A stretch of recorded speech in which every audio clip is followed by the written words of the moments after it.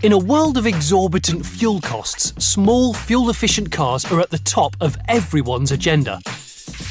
And these two represent the pinnacle of 21st century city car technology. Both the Smart 2 and the Toyota IQ use clever design to fit a lot into a little. But a new Smart will cost you 9,000 quid. A new IQ, 10 grand. Now, I'm loath to spend money on a new car when perhaps there's a cheaper alternative. Oh look, it's a Mini.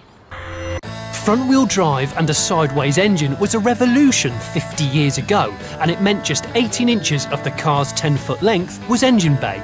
But does a humble £1,000 Mini still cut it today? I've got 3 tests to find out. The most spacious interior, my balloon-based experiments, reveal that the Mini still rules.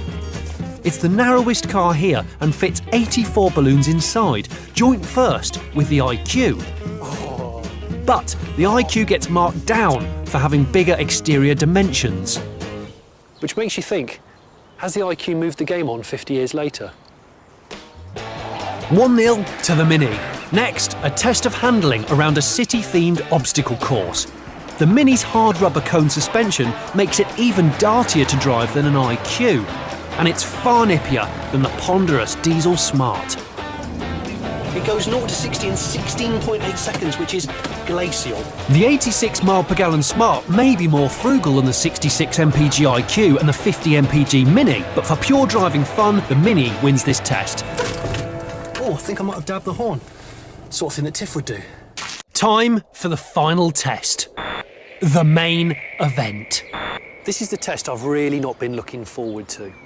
The most significant advances in car design over the past 50 years have been in one particular area: safety. It's a massive consideration for an awful lot of us when we buy a car new. I feel a crash test coming on. The Euro NCAP 5-star Toyota IQ is packed with safety features. A suspension side rail absorbs energy, and inside there are an incredible 9 airbags.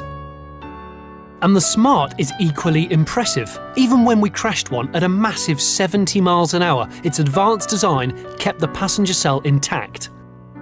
The Mini was designed by a small bunch of people, 2 of whom were basically work experiencers, at a time when crash testing didn't really exist. You've seen how the other 2 cars have fared in accidents. Now it's time for our little Mini to experience a heavy front-end collision.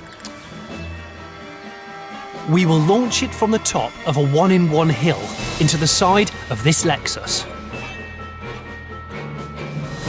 At the point of impact, we estimate it will be doing 25 miles an hour, a typical urban speed. Chocks away.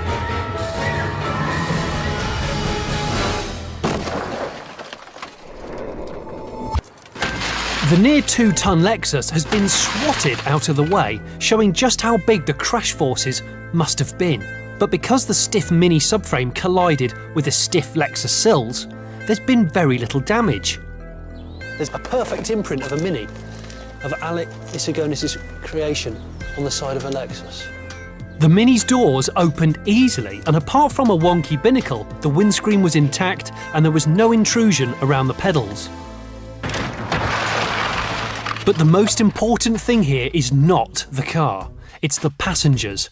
With no crumple zones, no airbags or sophisticated seatbelts to absorb all the forces, there was nothing to soften the blow for the Mini's passengers. All of that energy of coming to a sudden halt would be transmitted through them. If a modern car crashes, it often smashes to smithereens, but this is simply proof of energy leaving the car.